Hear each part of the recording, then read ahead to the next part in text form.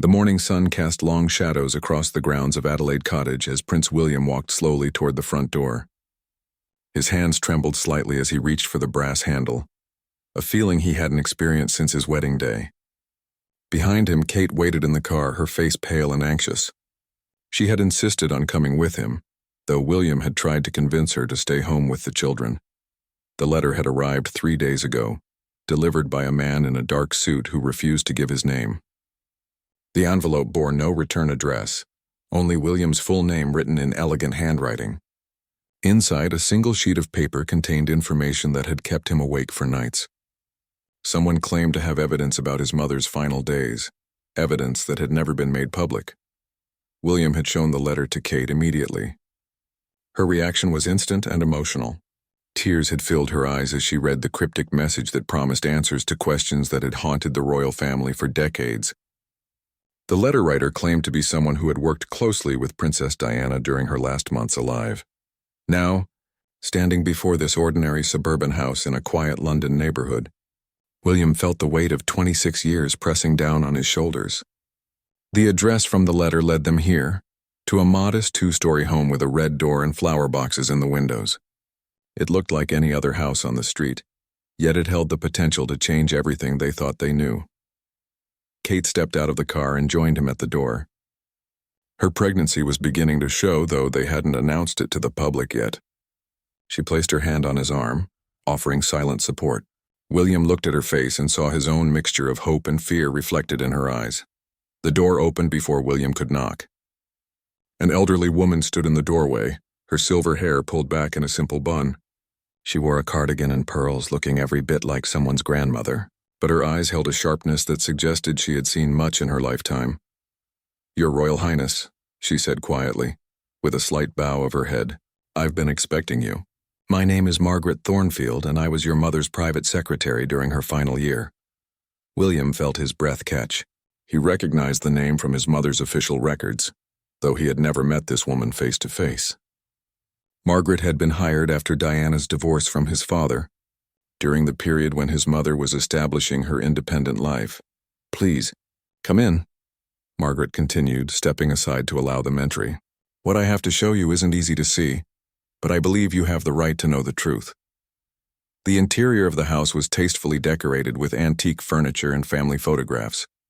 Margaret led them to a comfortable sitting room where tea was already prepared. As they settled into the floral armchairs, William noticed several boxes stacked on a side table, each one labeled with dates from 1997. "I kept everything," Margaret said, pouring tea with steady hands despite her age. "Your mother asked me to, though I never understood why until much later. She said that someday, when the time was right, someone would need to know what really happened in those final months." Kate leaned forward in her chair, her hands clasped tightly in her lap. "What do you mean by what really happened?" "We know about the accident, the investigation." Margaret set down the teapot and looked directly at William. "The accident was real, Your Highness. But there was so much more happening before that terrible night. Your mother was working on something that certain people didn't want to see the light of day." William felt a chill run through him. Throughout his life, he had heard whispers and conspiracy theories about his mother's death. He had always dismissed them, choosing to focus on her charitable legacy rather than dwelling on the circumstances of her passing. But hearing these words from someone who had been there, who had worked alongside Diana daily, made everything feel different. "She left instructions," Margaret continued, reaching for one of the boxes. "If anything happened to her, I was to wait 25 years before revealing what I knew. That time has passed now. Your mother believed that by then you would be old enough and strong enough to handle the truth." The box Margaret opened contained dozens of documents, photographs, and what appeared to be personal letters. William could see his mother's familiar handwriting on several of the papers. His heart began to race as he realized these were documents he had never seen before. Private thoughts and plans his mother had kept hidden even from her sons. "There was a project," Margaret said, carefully removing a manila folder from the box. "Your mother was investigating irregularities in several major charities. She had discovered that millions of pounds meant for humanitarian causes were being diverted for other purposes. She was planning to expose everything, but she needed time to gather proof." Kate gasped softly, her hand moving instinctively to her growing belly. William noticed the gesture and felt a protective instinct surge through him. Whatever his mother had been involved in had been dangerous enough that she felt the need to hide it from everyone, including her own sons. Margaret opened the folder and spread several photographs across the coffee table. They showed Diana at various charity events, but in each image, certain faces in the background had been circled in red ink. Names were written in the margins, some of which William recognized as prominent figures in British society. "Your mother was meticulous in her research," Margaret explained. "She photographed everyone at these events, kept records of conversations, documented unusual financial transactions. She knew that if she was going to make accusations against such powerful people, she needed undeniable proof." William stared at the photographs, trying to process what he was seeing. His mother looked radiant in each picture, smiling and engaging with supporters as she always had.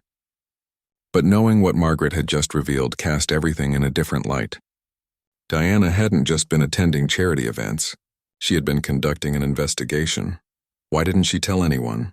William asked, his voice barely above a whisper. "Why didn't she go to the police or the press?" Margaret's expression grew sad. "She tried, Your Highness, but some of the people involved had connections that ran very deep. Your mother realized she was facing something much larger than simple charity fraud. This was about power, influence, and the protection of reputations that could not afford to be tarnished."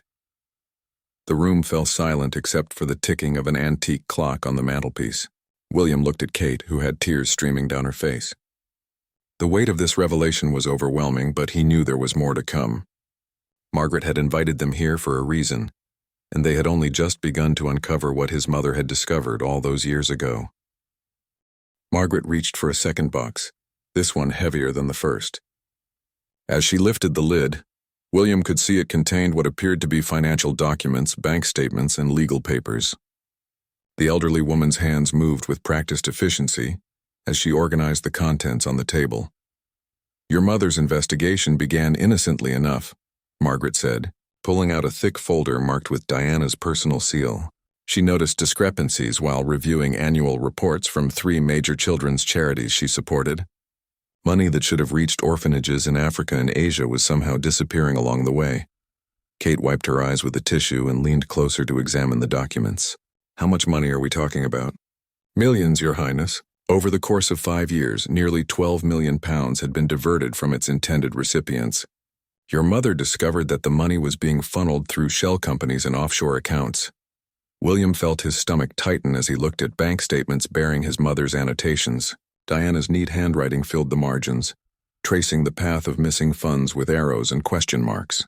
She had been thorough in her investigation, creating a paper trail that would have been impossible to dispute. "The deeper she dug, the more dangerous it became," Margaret continued, her voice dropping to almost a whisper. "Your mother realized that some of Britain's most respected businessmen and politicians were involved. They had been using charitable donations to fund private investments, keeping the profits while the children these charities claimed to help received nothing." Margaret pulled out a series of photographs showing Diana meeting with various officials at charity galas and fundraising events. In each photo, she appeared to be having pleasant conversations, but William could now see the tension in his mother's posture that he had missed as a child. "She was gathering evidence at every public event," Margaret explained. "Your mother became skilled at steering conversations toward financial matters, getting these men to reveal details about their operations without realizing what she was doing." Kate picked up one of the photographs, studying Diana's face carefully. She must have been terrified knowing what she was up against. "She was," Margaret confirmed. "But she was also determined. Your mother had seen firsthand the suffering of children who weren't receiving the help that donors believed they were providing. She felt a moral obligation to expose the truth, regardless of the personal cost." William examined a document that appeared to be a draft letter to the Prime Minister. His mother's writing was urgent, pressing as she outlined her findings and requested an official investigation. The letter was dated just 6 weeks before her death. "Did she send this?" William asked, holding up the draft. Margaret shook her head sadly. "She never got the chance. Your mother was planning to deliver it personally, along with all the evidence she had collected. She had arranged a private meeting with several government officials for the week after she returned from Paris.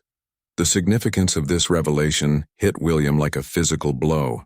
His mother hadn't been in Paris for a romantic getaway as the media had portrayed. She had been there for the final piece of her investigation, meeting with French officials who had discovered similar fraud in European charitable organizations. The French authorities had been tracking the same network, Margaret continued, opening another folder. They had evidence that the corruption extended beyond Britain, involving charitable organizations across Europe and even reaching into international humanitarian agencies. Kate stood up abruptly and walked to the window, her shoulders shaking. William could see that the emotional weight of these revelations was becoming too much for her, especially in her delicate condition. He went to her side and placed his arm around her shoulders. "Perhaps we should take a break," William suggested, but Kate shook her head. "No," she said firmly, though her voice was strained. "We need to hear all of it. Your mother deserves that much." Margaret waited patiently for them to return to their seats before continuing. She pulled out a manila envelope marked with Diana's handwriting. "For William and Harry, eyes only." "Your mother prepared this specifically for you and your brother," Margaret said, handling the envelope with reverence. "She hoped she would never need to give it to you, that she would be able to expose the corruption and protect you from ever having to know how dangerous the situation had become." Inside the envelope were personal letters addressed to both William and Harry, along with what appeared to be a complete dossier on everyone involved in the charity fraud.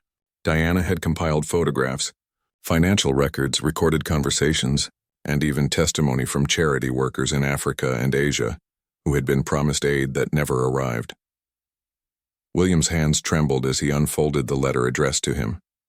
His mother's familiar handwriting filled 3 pages, explaining her investigation and expressing her fears about what might happen if the wrong people discovered what she was doing. "My dearest William," the letter began, "if you are reading this, then something has happened to me before I could complete my work. I pray that day never comes, but I must prepare for all possibilities." As William read further, he learned that his mother had been receiving threatening phone calls and had noticed cars following her during her final months. She had been advised by French investigators to be extremely careful, as the people they were investigating had connections to organized crime networks. "She was scared," William said, looking up from the letter. "But she didn't stop." "Your mother was the bravest person I ever knew," Margaret replied. "She could have walked away at any time."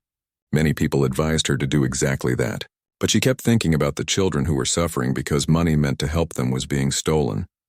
Kate reached for Harry's letter and began reading it aloud. Diana's words to her younger son were filled with love and concern, but also with determination that the truth should eventually be revealed.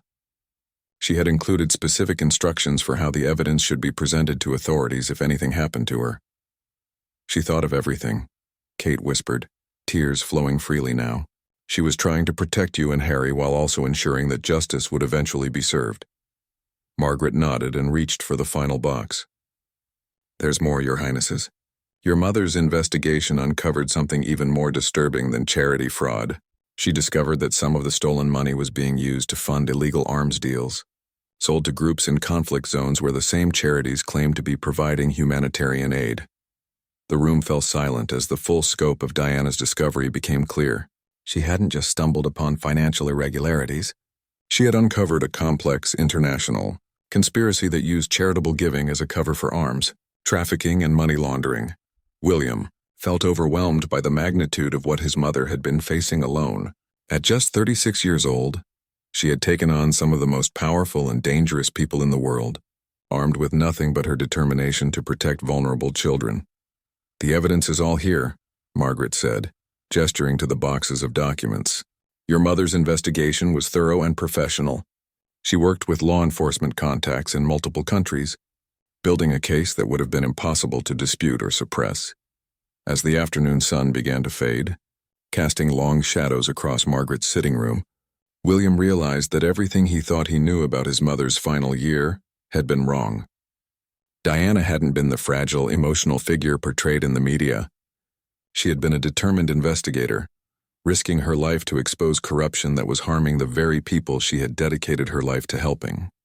Margaret rose from her chair and walked to an antique secretary desk in the corner of the room.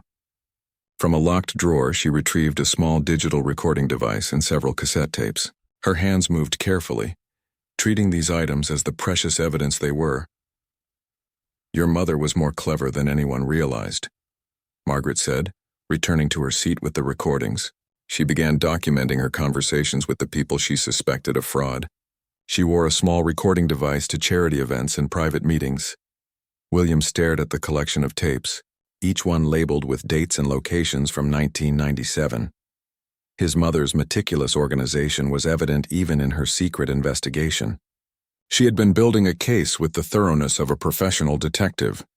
These recordings contained admissions of guilt, Margaret explained, picking up one tape labeled Grosvenor House Gala, May 15, 1997. Your mother recorded conversations where these men openly discussed how they were redirecting charity funds for personal investments. Kate had stopped crying but remained visibly shaken. Did she know how dangerous this was becoming? Margaret pressed play on the first recording. Diana's voice came through clearly, warm and engaging as she spoke with someone at what sounded like a crowded party. The conversation seemed innocent at first, typical small talk about charitable work and fundraising goals. But as William listened more carefully, he could hear how skillfully his mother guided the conversation toward specific financial details. The African project is generating excellent returns, a man's voice said on the recording, much better than we expected when we redirected those funds last year. Diana's voice remained steady as she asked follow-up questions, getting the man to reveal exactly how much money had been taken from legitimate charities and invested in private business ventures. Her composure was remarkable, considering she was secretly recording someone she suspected of stealing from children's charities. She got him to admit everything, William said in amazement. He's talking about redirecting charity funds like it's a normal business practice. Your mother had dozens of recordings like this, Margaret replied. She attended every major charity event in London during her final months, systematically documenting conversations with everyone she suspected of being involved in the fraud. The recording continued for several more minutes, with Diana skillfully extracting information about offshore bank accounts, fake charity registrations, and laundered money. The man she was speaking with seemed completely unaware that he was confessing to serious crimes. Margaret switched to another tape, this one from a private dinner party. Diana's voice was quieter on this recording, suggesting a more intimate setting. She was speaking with someone who seemed to know her well, someone who trusted her enough to speak freely about illegal activities. The beauty of the charity system, the man said, is that no one questions where the money goes once it leaves British accounts. We can route it through 3 or 4 organizations before it reaches our investment funds. Kate covered her mouth in shock. They were using Diana's own charity connections to steal money meant for children. That's exactly right, Margaret confirmed. These people saw your mother's charitable work as an opportunity to legitimize their money laundering operations. They never suspected that she was investigating them. William listened to several more recordings, each one revealing additional details about the criminal network his mother had discovered. The scope of the fraud was staggering, involving not just British charities but international humanitarian organizations as well. There's something else, Margaret said, her voice becoming even more serious. Your mother discovered that some of these same people were involved in arms trafficking. They were using charity organizations as fronts to move weapons into conflict zones. She played another recording, this one much more disturbing. Diana was speaking with someone who casually mentioned shipping containers that were supposed to contain medical supplies but actually held weapons, destined for various African conflicts. We make more profit on one arms shipment than most charities raise in a year, the voice on the tape said. And the best part is, if anyone investigates, they only find records showing humanitarian aid. William felt sick as he realized what his mother had uncovered. These weren't just financial criminals. They were people who were prolonging wars and human suffering for profit, all while hiding behind charitable organizations. Your mother was horrified when she learned about the arms dealing, Margaret said. She realized that not only were children being denied aid they desperately needed, but some of the stolen money was being used to fund the very conflicts that created those children's suffering in the first place. Kate stood up again and began pacing the room. How did she handle knowing all this? How did she continue to smile and attend events with these people? Margaret pulled out Diana's personal journal from the final box. The pages were filled with her thoughts and fears about the investigation, written in the privacy of her own home during her last months. She wrote about the emotional toll it took on her, Margaret said, opening to a page dated July 1997. Your mother felt the weight of responsibility for all the children who weren't receiving help because of this fraud. She was determined to expose it, no matter what happened to her personally. William read over Margaret's shoulder as she turned through the journal pages. His mother's private thoughts revealed the depth of her anguish over what she had discovered, but also her unwavering determination to see justice done. August 10, 1997, William read aloud. I attended another fundraising dinner tonight, smiling and making pleasant conversation with people I now know are stealing from children. It took all my strength not to confront them publicly, but I must be patient. The evidence must be complete before I can act. The journal entries painted a picture of a woman under enormous psychological pressure, carrying the burden of terrible knowledge while maintaining her public duties. Diana wrote about sleepless nights, anxiety about her safety, and concerns about how the exposure of this corruption might affect William and Harry. She was planning to present everything to authorities the week after she returned from Paris, Margaret explained. Your mother had arranged meetings with Scotland Yard, the Serious Fraud Office, and several government ministers. She was also coordinating with French investigators who had been tracking the same criminal network. Margaret showed them Diana's detailed timeline for the exposure of the corruption. She had planned everything carefully, knowing that she would only get one chance to present her evidence before the people involved would try to discredit her, or worse. The Paris trip was supposed to be her final evidence-gathering mission, Margaret continued. French authorities had arranged for her to meet with witnesses who could testify about the European connections to the charity fraud and arms trafficking. William felt overwhelmed by the realization that his mother's death had prevented the exposure of this massive criminal conspiracy. Hundreds of thousands of children had continued to suffer because the aid meant for them had been stolen, and conflicts had been prolonged by weapons purchased with laundered charity funds. What happened to all the evidence after she died? William asked. Margaret's expression grew sad. The official investigation focused only on the car accident. No one looked into your mother's private papers or asked about her recent activities. The criminals she had been investigating remained free to continue their operations. Kate returned to her seat, her face pale but determined. That means they're probably still doing it. 26 years later, they're probably still stealing from charities and trafficking weapons. The terrible truth of Kate's words hung in the air. Diana's investigation had died with her, allowing the corruption she had worked so hard to expose to continue unchecked for more than 2 decades. The children she had tried to help were still waiting for aid that would never come. Margaret walked to a tall bookshelf and removed what appeared to be a photo album. As she opened it, William could see it contained newspaper clippings, photographs, and official documents spanning the years since Diana's death. The elderly woman's expression was grim as she returned to her seat. I've been watching them for 26 years, Margaret said quietly. Every charity gala, every fundraising campaign, every time their names appeared in the society pages. The same people your mother was investigating are still active, still running the same schemes. She opened the album to reveal recent photographs of familiar faces at charity events. William recognized several prominent businessmen and politicians who continued to be celebrated for their humanitarian work. Seeing them now, knowing what his mother had discovered about them, filled him with rage. Sir Geoffrey Rothschild still runs the Children's International Foundation, Margaret said, pointing to a recent photo from a London charity dinner. Last year alone, they raised £8 million for African relief efforts. According to my sources, less than 2 million actually reached its intended recipients. Kate leaned forward to examine the photographs more closely. You've been investigating them yourself all these years? Margaret nodded. I couldn't let your mother's work die with her. I've been documenting their activities, tracking the money, building on the evidence she collected. I may be old, but I still have contacts in banking and law enforcement who've helped me follow the trail.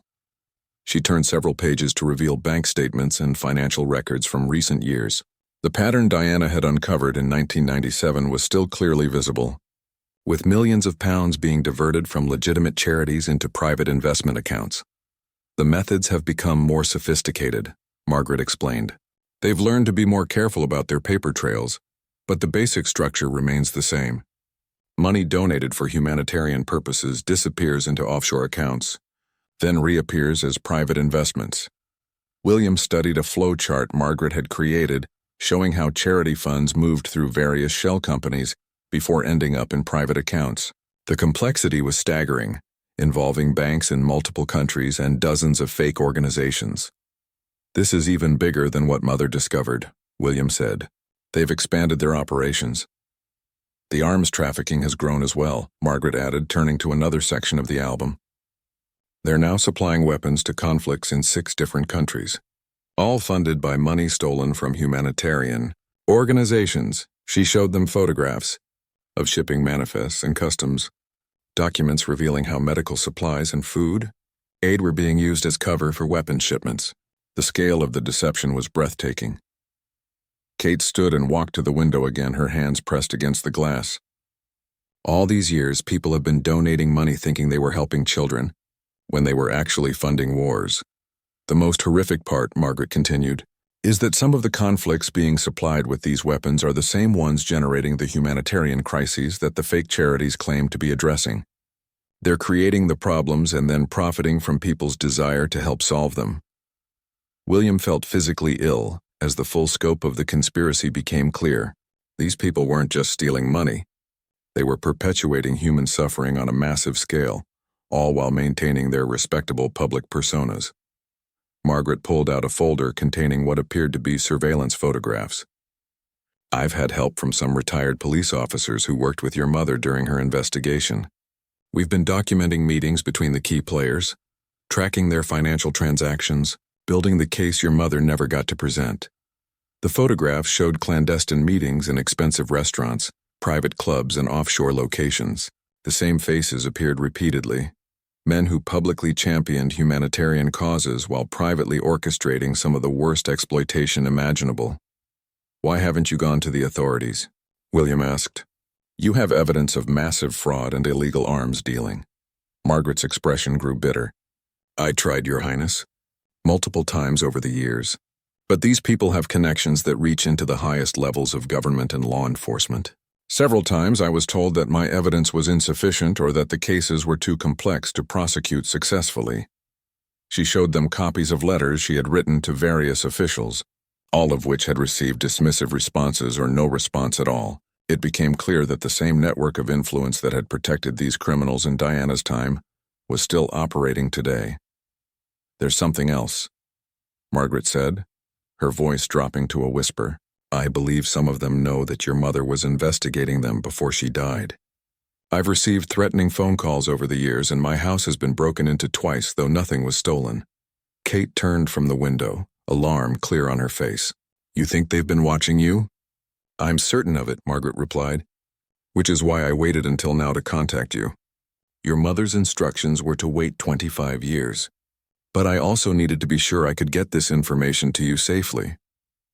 William looked around the modest sitting room with new eyes, realizing that Margaret had been living with the same fears his mother had experienced. She had spent more than 2 decades carrying this terrible burden alone, knowing that the wrong people discovering her knowledge could put her life in danger. "There's been an increase in activity recently," Margaret continued, opening to the most recent section of her album. "Large money transfers, new shell companies being created, meetings between the key players. I believe they're planning something significant." She showed them financial records from the past 6 months indicating unusual patterns in charity fundraising and money movement.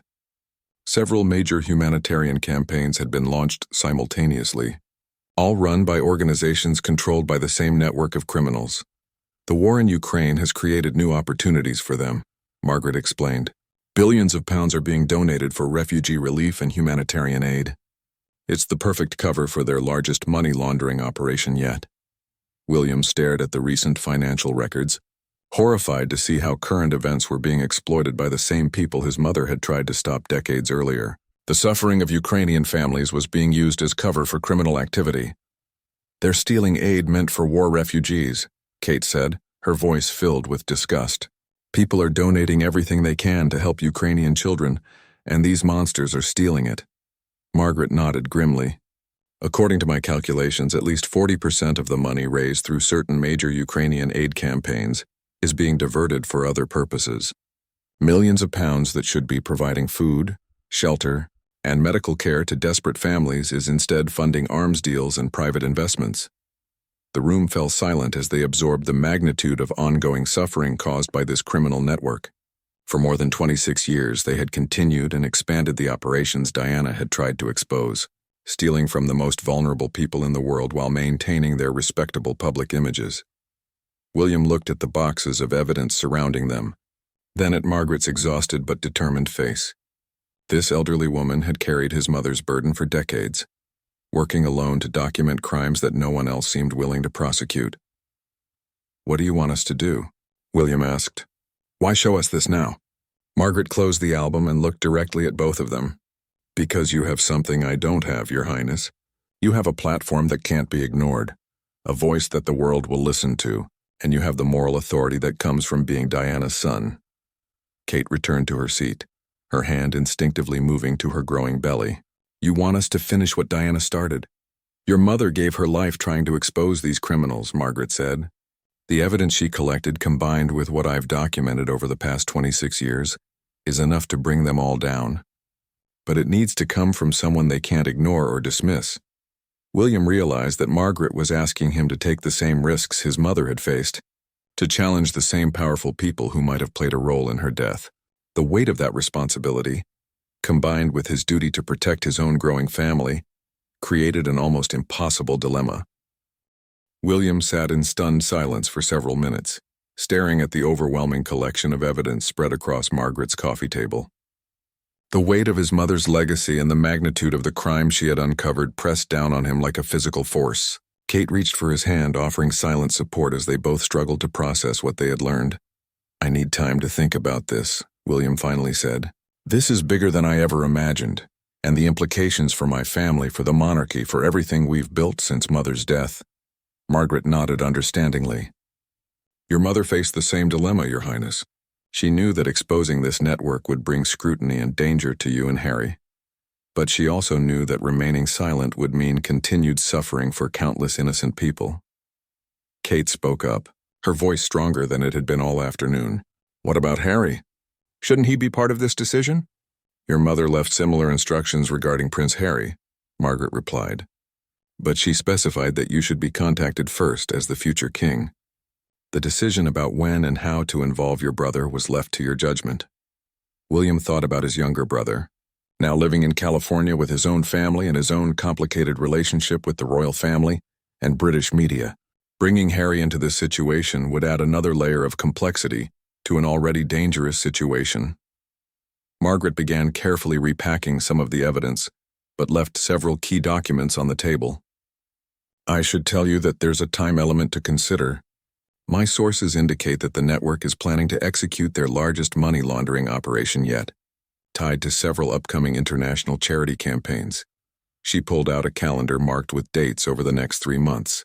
"They're using the upcoming anniversary of your mother's death to launch what they're calling the Princess Diana Memorial Foundation, supposedly to continue her humanitarian work. It's actually going to be their biggest fraud yet." William felt physically sick at the thought of criminals using his mother's memory and reputation to steal money from legitimate charitable causes. The audacity of their plan was breathtaking and deeply personal. "They're going to raise money in Mother's name and then steal it," he said, anger evident in his voice for the first time that day. "According to the financial projections I've seen, they expect to raise over £50 million through this memorial foundation," Margaret confirmed. "The marketing campaign is already in development, using your mother's image and quotes from her humanitarian speeches." Kate stood up abruptly, her face flushed with indignation. "We can't let that happen. Diana's memory shouldn't be used to fund weapons and line these criminals' pockets." Margaret watched Kate carefully, seeming to recognize the same determination that had driven Diana during her final months. "There's something else you should know, Your Highness. The Memorial Foundation isn't just about money laundering. They're planning to use it as cover for their largest arms trafficking operation to date." She showed them documents outlining plans to ship weapons disguised as medical equipment and educational supplies to multiple conflict zones. The operation was scheduled to begin immediately after the Memorial Foundation's official launch. "They're using Mother's reputation to sell weapons to people who will kill children," William said, his voice filled with disgust. "It's the ultimate betrayal of everything she stood for." Margaret nodded sadly. "Your mother would be heartbroken to know that her name was being used to perpetuate the very suffering she dedicated her life to ending. William walked to the window and stared out at the quiet suburban street. Normal people were going about their daily lives, completely unaware that one of the most significant decisions in modern royal history was being made in this ordinary house. The contrast between the peaceful neighborhood and the magnitude of what they were discussing felt surreal. If I do this, if I expose them, what happens to my children? William asked. What happens to Kate? These people have been operating for decades without consequences. They clearly have powerful protections. Margaret joined him at the window. Your mother asked herself the same questions. She ultimately decided that the risk to her sons was outweighed by the certainty of continued suffering if the corruption continued unchecked. But look what happened to her, William said quietly. Yes, Margaret replied without flinching. But look at what's happened to the world because her work was left unfinished. 26 years of stolen aid money, prolonged conflicts, countless deaths that could have been prevented. Kate had been listening to their conversation while studying the evidence on the table. She picked up one of Diana's letters to William and read it again, focusing on the final paragraph. She writes here about the children she met in Angola who were victims of landmines, Kate said. She says that knowing these children would continue to suffer if she didn't act made the personal risk acceptable to her. William returned to read the letter over Kate's shoulder. His mother's words about the children in Angola brought back memories of watching her work with landmine victims, seeing how deeply their suffering affected her.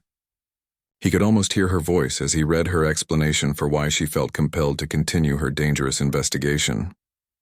She knew the risks, William said softly, but she couldn't live with herself knowing that children were suffering while she had the power to help them.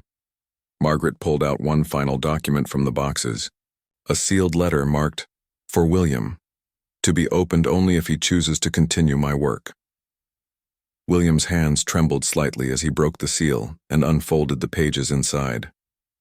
The letter was longer than the others, filled with practical advice about how to safely expose the corruption network. Diana had anticipated that her son might one day face the same choice she had confronted, and she had tried to provide him with guidance based on her own experience. "She's given me a roadmap," William said, scanning through the detailed instructions. Names of trustworthy contacts in law enforcement, journalists who can't be bought, even safe houses where we could stay if things become dangerous. Kate read over his shoulder, amazed by Diana's foresight and preparation. She thought of everything, even how to protect our children while we're working to expose the truth. Margaret smiled for the first time that day. "Your mother was brilliant, Your Highness. She knew that if anything happened to her, you would eventually face this same decision. She wanted to give you every possible advantage." The letter included specific instructions for how to coordinate with international law enforcement agencies, ensuring that the criminals couldn't simply flee to countries where they had protection. Diana had been building relationships with honest officials in multiple nations, creating a network that could act simultaneously to prevent the conspiracy from escaping justice. She even identified which media outlets could be trusted to report the story accurately, William said, impressed by his mother's thoroughness. She knew that some journalists would try to sensationalize it or focus on the royal family drama rather than the real crimes. Kate had moved to another section of Diana's instructions, which dealt with protecting the legitimate charities that might be damaged by association with the fraudulent ones. She was thinking about the innocent organizations that might be hurt when this all comes out. She has a plan to protect them too. Margaret watched them absorb Diana's final letter with obvious satisfaction. Your mother spent months preparing those instructions. She knew that exposing this corruption would be complex and dangerous, but she also knew it was the right thing to do. William folded the letter carefully and looked at both women. The decision he was facing would affect not just his family, but potentially thousands of people around the world who were depending on humanitarian aid that was being stolen from them. If I do this, he said slowly, I need to know that Harry is safe, that our children are protected, and that we have genuine support from law enforcement. Margaret nodded. I can arrange meetings with the same contacts your mother trusted. The evidence we have now is even stronger than what she collected 26 years ago. With your platform and credibility, we can ensure that this time the criminals won't escape justice. Kate stood up and placed her hands on William's shoulders. Your mother gave her life trying to protect children who couldn't protect themselves. Now we have the chance to finish what she started. William looked around the room one more time, taking in the overwhelming evidence of crimes that had continued unchecked for more than 2 decades. He thought about the Ukrainian refugees who weren't receiving the aid donated in their name, the African children still waiting for medical supplies that had been sold as weapons instead. "What's the first step?" he asked Margaret. The elderly woman smiled and reached for a secure phone she had kept hidden throughout their conversation. "I make a call to someone your mother trusted completely, someone who's been waiting 26 years for this moment." 3 months later, William stood before a packed international press conference at Scotland Yard, flanked by officials from Interpol, the FBI, and the European Union's Anti-Fraud Division. Behind him, enormous screens displayed the evidence his mother had died trying to expose, now supplemented by decades of additional documentation compiled by Margaret and international investigators. Kate sat in the front row, no longer able to hide her pregnancy, which had become a symbol of hope and continuity throughout the intensive investigation that had consumed their lives since that afternoon at Margaret's house. Her presence provided William with strength as he prepared to reveal the truth that had been hidden for 26 years. "Ladies and gentlemen," William began, his voice steady despite the magnitude of the moment. "Today we expose the largest humanitarian fraud and arms trafficking network in modern history, a conspiracy that my mother, Princess Diana, gave her life trying to reveal." The room erupted with camera flashes and murmurs of shock as William outlined the scope of the criminal operation. Using his mother's original evidence combined with Margaret's decades of follow-up investigation, law enforcement agencies had built an unassailable case against the entire network.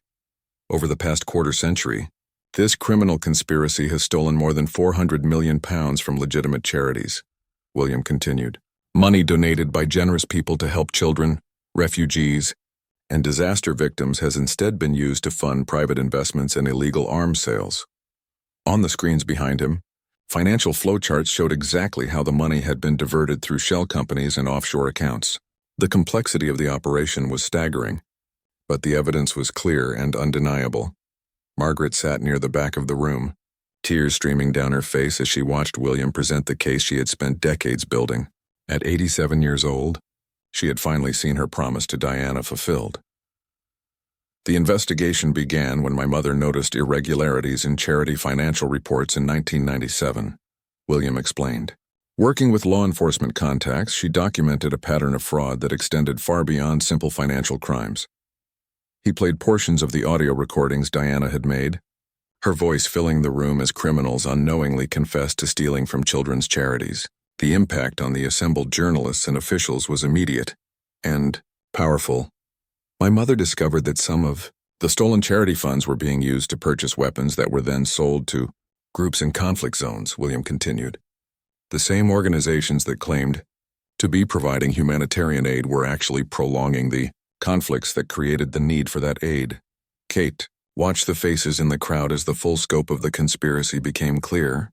Many of the journalists looked genuinely shocked, despite their professional cynicism. The story was bigger and more disturbing than anyone had anticipated.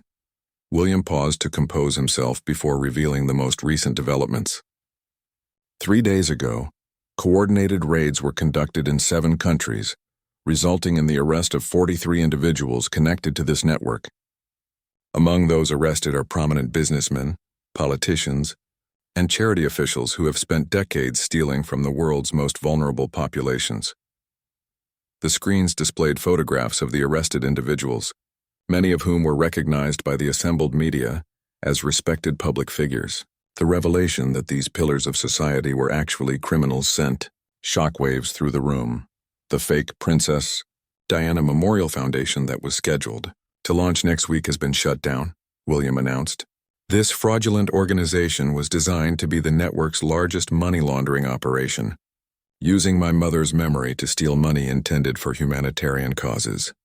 Behind the scenes, the coordinated international investigation had been remarkable in its scope and efficiency. Using Diana's original contact network and Margaret's decades of relationship building, law enforcement agencies had worked together to ensure that none of the criminals could escape to jurisdictions where they had protection.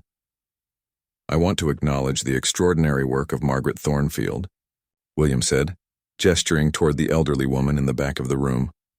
For 26 years, she continued my mother's investigation at great personal risk, compiling the evidence that made today's arrests possible. Margaret stood briefly as the room burst into applause. Her decades of patient, dangerous work had finally resulted in justice for Diana and protection for countless future victims of the criminal network. William's voice grew more emotional as he neared the end of his statement. My mother believed that silence in the face of injustice was complicity. She chose to risk everything to protect children she had never met, in countries she might never visit, because she believed that every child deserves a chance at life. Kate wiped away tears as she listened to William honor his mother's memory, while simultaneously revealing the truth about her death. The investigation had confirmed what Margaret had long suspected. Diana's car accident had occurred just days before she was scheduled to present her evidence to government officials. While we may never know whether my mother's death was connected to her investigation, William said carefully, we do know that her work was left unfinished for 26 years. Today we complete what she started. The screens displayed photographs of children in refugee camps, hospitals, and schools around the world, who would now receive the aid that had been stolen from them. The impact of stopping the criminal network would be felt by thousands of families who desperately needed help. The stolen money that has been recovered will be returned to legitimate humanitarian organizations, William announced. Additionally, my wife and I are establishing a new foundation in my mother's memory, one that will be completely transparent in its operations and dedicated to continuing her genuine humanitarian work. As William concluded his statement and opened the floor to questions, Kate reflected on the incredible journey that had brought them to this moment. What had started as a mysterious letter had led to the exposure of one of the most significant criminal conspiracies in modern history. The questions from journalists were intense and detailed, but William answered each one with the thoroughness and precision that his mother's evidence demanded. The case was so well documented that there was no room for doubt or conspiracy theories. Margaret made her way to the front of the room as the press conference concluded. William embraced her warmly, acknowledging the debt of gratitude he owed this remarkable woman who had carried his mother's burden for so many years. Your mother would be so proud, Margaret whispered to him. You've given her life meaning and completed the work she died trying to finish.